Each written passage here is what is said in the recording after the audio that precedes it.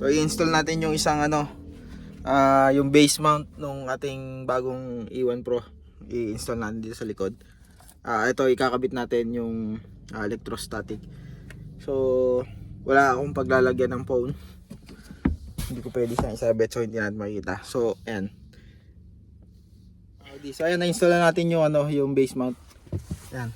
So ngayon i-install natin tong mismong itong ating yung mismong module.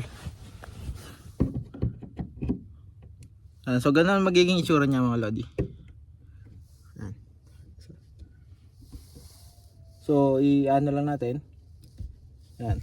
I think yan na yung optimal position. So ganyan siya kalaki. Medyo hindi siya stilt kasi medyo mahaba. Pero anyway, sakto lang naman siya. Hindi naman siya matatamaan ng kung ano man. Ayan.